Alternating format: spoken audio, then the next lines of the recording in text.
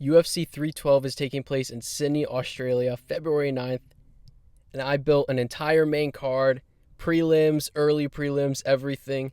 I did include a few fights in the beginning that I just feel like are rumored but not likely to happen. A few Australian fighters, but yeah, getting straight into it. Volk versus Lopes or Volk versus Max or Ilya. I do not think that this is going to happen. And there's a few reasons. So Ilya already came out and said he doesn't want to fight in Australia.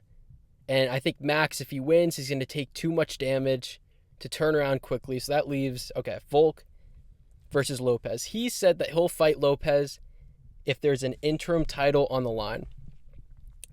I don't think that that makes sense. That would just be a pity interim title. I don't think that the UFC would put an interim title on the line either. And what's going to happen, I'll tell you exactly what's going to happen. The UFC is going to tell Volk, look, Max, Ilya, whoever wins, they said that they'll fight you, but they're going to fight you in March or April. They can't turn around that quickly. And Volk is going to be pissed, but he's going to have to agree. If he actually takes Lopes takes that fight when he could just wait another month or two, I mean, he doesn't even deserve to be a champ at that point with how low of an IQ you have to do some shit like that. But yeah, that's not going to happen. I don't even have an opponent because there's no one for Caio Kara-France to face. I actually had to redo this video because I had Caio Kara-France versus Pantoja. And then I realized, they made Pantoja versus Kai, the other Kai. And now there's no one for him to face. I think what's going to happen is he's going to face the winner of Moreno or Albazi or the loser. And apparently they're going to Mexico City in February. So they're probably going to do the trilogy with Caio Kara-France and Brandon Moreno in Mexico City. Probably going to be the main event. And it's probably going to be the week after Australia. So unfortunately for him, he's going to fight in February, but he's not going to fight in Australia. Another rumor. Now, obviously, this was completely fake. Usman versus JDM. A lot of fake accounts are tweeting this. It's obviously not true, but JDM did repost it, which is kind of weird.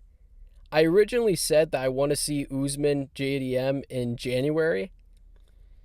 And if that was signed, then why would JDM be posting this? So this could actually happen in Australia.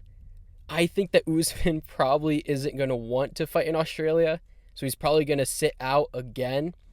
So this could happen, but I don't think that they're going to do Usman Adesanya on the same card. So yeah, I don't think that this is going to take place in Australia, unfortunately for JDM. But yeah, another fight, Dan Hooker, Justin Gaethje, not going to happen probably. Dan Hooker probably isn't going to fight in Australia. I think he's already accepted that because he's saying Saudi Arabia that he wants to fight at against Conor McGregor. Now, obviously, that fight is not happening. McGregor is never fighting again. But the issue that I realized is once you get to the top, you have less options. If Hooker was an unranked guy, he could easily fight on this card. But now that he's, top 5, he doesn't have a ton of options. Maybe Moicano. I don't think that Gaethje would want to fight in Australia. Same with Dustin Poirier. So he's probably not going to fight on this card. But if that's the case, that's a few key Australian, New Zealand fighters that aren't going to fight in Sydney. So who's going to be on this card? So we're starting off with 2 non-Australians, but Dricus, Strickland, the rematch. Dricus' coach recently said that he thinks that they're going to fight in Australia. I guess it's up to Strickland if he accepts, because he said he doesn't want to fight in Australia. He didn't want to fight in South Africa. Unfortunately for him, he's not the champ. He doesn't call the shots. So I think that this is likely to be the main event. And all I'm going to say is the press conference is going to be crazy for this card. Because then we have Adesanya versus Borralho. Probably 5 rounds, co-main event. Borralho said that he's in talks to fight Adesanya in Australia. Adesanya said he wants to come back early 2025. I think that this is almost pretty much already written in. The UFC probably has already signed this fight. Again, that's the problem with Usman JDM. Are they going to do Usman JDM as the featured fight? I feel like that would make the card a little too stacked. This is Australia. This isn't Abu Dhabi. The Australia cards are usually pretty ass. But yeah, I don't think that they're going to do Usman JDM because of this fight. Now, the featured fight would be a massive downgrade, but I'm trying to be realistic. It would be a massive downgrade from Usman JDM. We have Tuivasa versus Mick Parkin. Tuivasa, the only ranked guy he could fight is Della. Della recently got injured. And plus, I wouldn't really care about that fight. Tuivasa needs to fight someone outside of the rankings. A young up-and-comer, Mick Parkin. It makes sense. He's coming off of a first-round KO. Give him Tuivasa. That's like one of the easiest fights he could get in the rankings. But yeah, this is the featured fight. But moving on, we have Steve Erceg versus Alex Perez. There's not a ton of guys for Erceg to fight. He could fight Tyra, but even then, it's like, he just lost. You probably want to, after Tyra's first loss, you kind of want to slow down, not give him another good fighter. Perez, I know he got injured about a few months ago. I don't know if he's going to be ready for Australia. I'd hope so. But this is really the only fight that makes sense for Erceg. Erceg's in a very weird spot where he has really good losses. He almost beat the champ, but he has no good wins. So some may say, he should fight someone outside of the rankings. I don't think that we need to go that far. He could fight, I guess, Charles Johnson, maybe. That's another fight, 15th ranked. But I don't know. I think this is really the only fight that makes sense for him. And yeah, I'm just worried about Perez and if he's able to turn around soon enough. And even if he is, he pulls out of every fight. But if he's healthy, this is the fight to make. Moving on, we have Jimmy Crute versus Prachnio. Jimmy Crute coming back after UFC, I forgot what it was, but he got, I think, knocked out. He's on a losing streak, but he took a break. He said he's coming back in February, Australia. Prachnio just lost in a crazy fight in July. That should be long enough, a 7th month turnaround. He did take a lot of damage. He got finished. But neither of these two are very high level, high in the, I know they're not ranked, but even outside of the rankings, they're not close to being ranked. This is, they're about on the same level. It's winnable for both guys, and it could be an exciting fight. But yeah, that's kind of what I have opening up the main card. The only difference I would make is maybe you add Usman JDM. And if that's the case, this is a crazy stack card.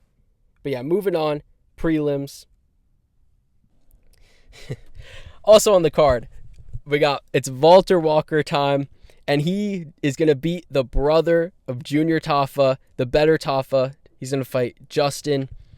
I think he could win. I picked Walker in his last fight. He was the underdog. I was so hyped when he won. And he legit could win this. I think Justin's grappling is a little bit better than his brother's. But his striking, I don't know if he has as much power, if he's as clean of a striker. I think Walker could win this again. He called out Justin to fight. Makes sense. Australia, 6 months later. Perfect timing. Next up, we have Lucas Almeida versus Culibao. I think that's how you say his name. His last fight, I remember I was so angry because I picked him to win. And he just fought like an idiot. He had the guy on one leg, and he's over there taunting him, getting taken down easily. It was a fight. It was a split decision. I knew that it was going to go, not in his direction. But it was a fight that he could have won. And now he's on a 3-fight loss streak to good opponents, But still, he needs a win. But I don't think that you should make him fight a can because he is a legit good fighter. He just doesn't have good fight IQ. This is a fight, similar level of competition, close level, I think that this would be a good fight to add maybe on the prelims. The next fight, Casey O'Neill, 15th ranked, versus, I think her name is Wang, the female Joker, who just got that crazy knockout. Now, she is fighting on the China card in November. However, if she could win that fight and make a quick turnaround, it makes all the sense to make this fight. For Casey O'Neill, there's not many fights that are open in that division. I was really looking, and there's not that many other matchups. Plus, a lot of the times they like to have the Chinese fighters fight in Australia because it's closer to home. This makes sense. If Wang wins, she deserves a ranked opponent. Casey O'Neill, 15th ranked. It makes all the sense. Everyone else is all matched up. This would be a great prelim fight. And a female fight that I actually would be kind of excited, depending on how Wang fights her next fight. Next up, we got Jack Jenkins. His last fight, I believe, was against, Herbert Burns. And it was kind of a nothing fight. He did really good. But Herbert Burns, he's just a quitter. I know a lot of people use the word quitter, but I feel like that's the one example where it's actually really true. And it took him to the third to finish him. So it was a good performance, but not necessarily a great performance. And he should fight Seung Choi. Another guy that I believe he's coming off of, if I'm not mistaken, a few losses.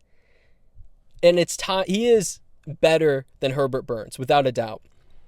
But Jack Jenkins hasn't done enough to really get a high-level opponent or someone right outside the rankings. So I think that this would be a good fight. I think it makes sense. And yeah, good prelim fight. The next fight, Tom Nolan versus Kurt Holobaugh. So this fight, again, Tom Nolan, he fought another kind of just like kind of Jack Jenkins versus, I believe, Dominic Reyes' brother, Alex Reyes, I think. And I don't think that he was able to finish him, so it was kind of not a great performance. It was a good performance, but not great. You want to be able to finish a guy like that. I think he was super inactive too, Reyes. He hadn't fought in years. But he does deserve someone not a can. Kurt Holobaugh isn't a can. He's kind of like a can crusher. But you need to be good to beat him. If he can't beat Kurt Holobaugh, then he's not that good. So this, I think, is the perfect step up in competition. So again, probably an early prelim headline or something like that.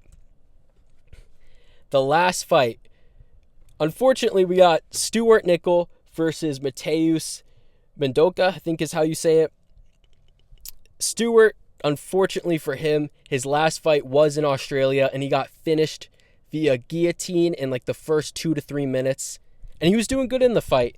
A lot of crazy scrambles in that fight. It was against Aguilar, who also beat Mateus. I believe it was by a split decision.